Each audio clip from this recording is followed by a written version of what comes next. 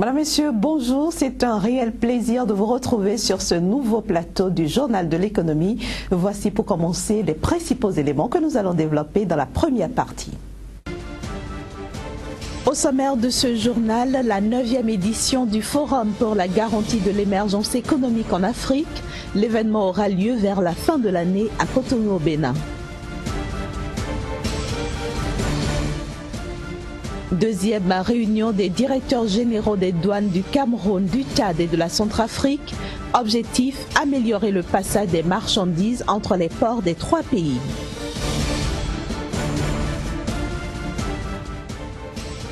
Enfin, nous irons à Abidjan pour feuilleter les pages d'un ouvrage qui retrace la genèse du trésor public et de la politique financière de la Côte d'Ivoire. Je le disais à l'instant, le Bénin accueillera très bientôt la 9e édition du FOGECA, entendez Forum pour la garantie de l'émergence économique en Afrique. Déjà, les préparatifs vont bon train. Plus de précisions avec le président du FOGECA, il est au micro de Joël Arofodi. Nous avons fini au mois de février dernier la 8e édition de notre forum qui a porté sur les plans d'émergence en Afrique. Et une des recommandations de ce forum était d'organiser la 9e édition à Cotonou au Bénin parce qu'elle correspond évidemment à la fin du mandat du président de la République qui a eu à beaucoup faire en sa qualité de président de l'Union africaine mais également et surtout de l'UEMOA. Cela va porter sur l'intégration économique en Afrique. Cela nous permettra également de rendre hommage au secteur privé béninois et surtout au patronat mais également et surtout à Madame la présidente du FOGECA Bénin, Madame Moubaraka Akinocho. Et aujourd'hui, nous avons la confirmation de l'Algérie, donc de plusieurs pays africains qui sont prêts à venir faire le déplacement de Cotonou.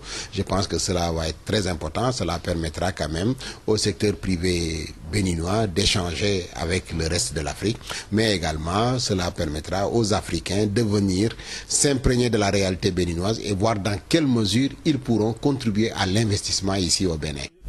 Un mot maintenant sur la 2e réunion des directeurs généraux des douanes de la République centrafricaine, du Cameroun et du Tchad. Cette réunion qui s'est tenue la semaine dernière a permis d'identifier les problèmes auxquels sont confrontées les marchandises au port de Douala.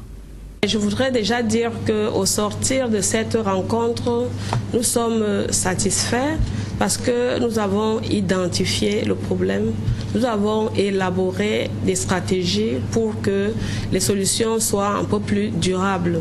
Il était question de mettre en place un cadre permanent de dialogue pour harmoniser leurs positions et apporter des solutions aux problèmes liés au transit des marchandises entre le Cameroun, la RCA et le Tchad.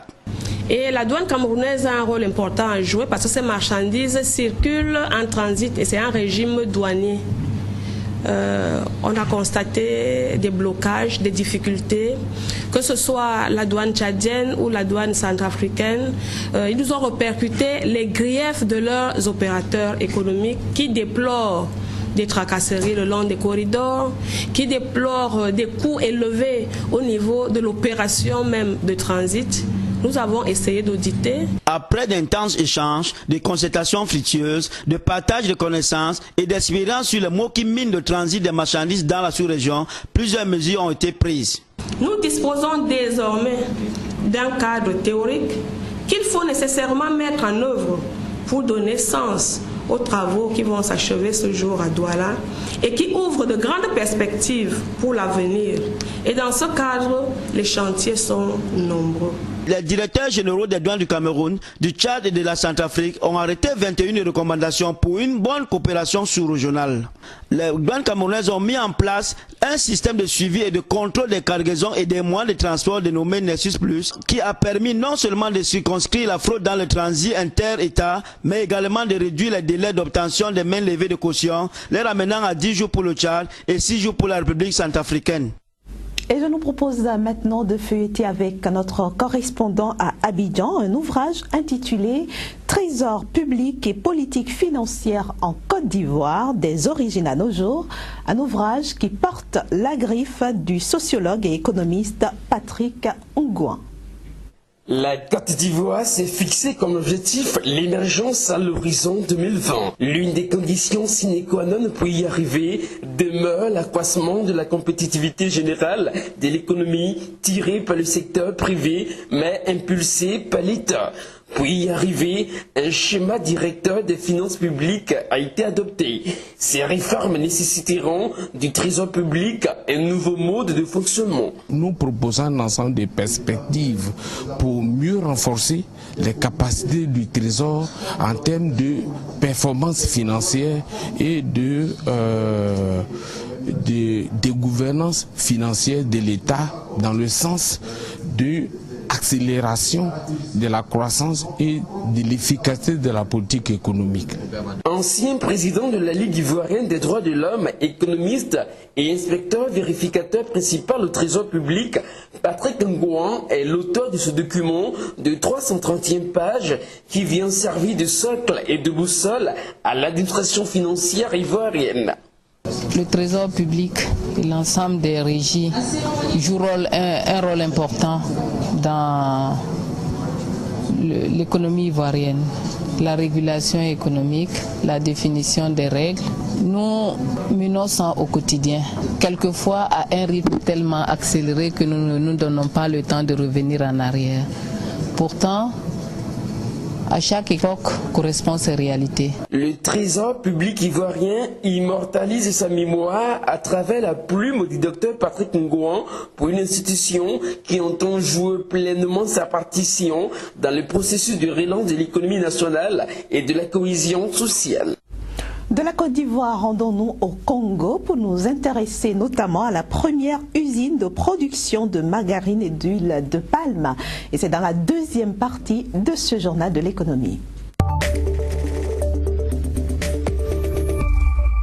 La deuxième partie donc du journal de l'économie où nous retrouvons mon confrère Casimir Pédior du quotidien L'Économiste qui paraît à Cotonou au Bénin. Bonjour Casimir. Bonjour Inès. Ravi de te retrouver dans ce nouveau décor du journal de l'économie. Tout le plaisir pour moi. Alors vous nous apprenez aujourd'hui que le Congo révolutionne son industrie agroalimentaire. De quoi s'agit-il exactement? C'est bien ça, ce petit pays-là de l'Afrique centrale a décidé désormais de faire confiance à son agriculture, notamment la production locale. Et depuis un certain nombre de mois déjà, le Congo a commencé, la République du Congo, le Congo-Brazza donc, a décidé d'aller vers les pépinières au niveau des palmiers et ils ont sélectionné des races qui aujourd'hui permettent à l'État et au secteur privé de mettre sur pied une industrie agroalimentaire pouvant permettre aujourd'hui de produire suffisamment d'huile de palme et aussi de jus de margarine comme vous l'annonciez tantôt. Donc, voilà pourquoi justement ces deux-là? Oui, ces deux parce qu'aujourd'hui la demande au niveau de l'Occident est assez élevée et aujourd'hui vous n'êtes pas sans savoir que les grands pays comme la France, les États-Unis et la Chine tournent un regard vers l'Afrique, vers le continent africain du moins, où quand même nous avons une certaine main d'œuvre encore pas très bien utilisée. Donc ils ont décidé d'asseoir une politique de croissance des PMI, à savoir la petite et moyenne industrie. Donc voilà ce que le Congo a commencé par faire et ça porte déjà ses fruits à travers le rachat d'une vieille société congolaise située dans le nord. Éco-énergie a bien voulu racheter les palmiers, les anciennes plantations de palmiers et est en train aujourd'hui de révolutionner la production d'huile et aussi de jus de margarine. Eh bien, quel impact que tout ceci peut avoir sur l'économie du pays? Alors il faut dire que c'est déjà de la valeur ajoutée sur le plan national. C'est déjà aussi un taux de croissance qui aujourd'hui avoisine. Déjà en 2014 le Congo a atteint les 6% de taux de croissance, largement supérieur à des pays comme le Bénin, la Côte d'Ivoire et le Niger. Alors le Congo envisage pour révolutionner, pour cette révolution qui vient de prendre corps, avoisine déjà les 9% et bientôt dans 10 ans, le Congo fera partie des pays qui ont atteint les 2 chiffres de croissance sur le continent. Alors au-delà de ça, c'est aussi une main d'œuvre. Il faut dire qu'aujourd'hui au Congo, la population est moins de 5 millions d'habitants. d'habitants. 5 millions d'habitants, nourrir 5 millions d'habitants avec un taux de croissance de 9%, c'est quand même une politique assez encourageante à faire. Et en dehors de ça, c'est les sociétés unipersonnelles, le secteur privé qui déjà va transformer davantage ces produits-là pour pouvoir les exporter vers la Chine, parce qu'aujourd'hui la Chine est le premier client du Congo et la France le premier fournisseur. Donc voilà des opportunités aujourd'hui qui s'offrent à ce pays-là. Alors le pays aujourd'hui, pour un PIB d'environ 15 700 $, c'est quand même à encourager, parce que l'avenir forcément reste au niveau de l'agriculture dans ce pays. Il faut le dire, c'est un pays qui bénéficie d'une pluviométrie assez fournie, environ 10 mois sur les 12, il y a toujours une pluie au Congo. Donc voilà un pays qui pourra aujourd'hui compter sur l'agriculture pour pouvoir amorcer un véritable développement. Mais est-ce que cette révolution aura aussi des impacts sur les pays voisins du Congo? Forcément, pas que les pays voisins, parce qu'on annonce déjà l'exportation vers des pays comme le Nigeria. Le Congo vise le marché du Nigeria. Donc ce n'est pas que la Chine. Ce n'est pas que la Chine. Il y a l'Afrique d'abord, il y a la sous-région. Et donc le Congo est en train de viser le marché du Nigeria, qui, il faut le dire, c'est environ 177 millions, je crois bien, de population. Donc forcément, cette population pourra avoir le besoin de l'huile de palme qui sera fournie par le Congo. Il y a aussi le jus de margarine, comme je le disais tantôt, qui pourra traverser le Gabon pour atteindre le Nigeria. Et qui sait, peut-être le Bénin pourra jouir aussi de quelques bouteilles d'huile ou de jus de margarine. Alors pourquoi pas? Casimir, quand vous vous projetez dans 5 ans, dans 10 ans, dans 15, 20 ans, comment est-ce que vous voyez le Congo?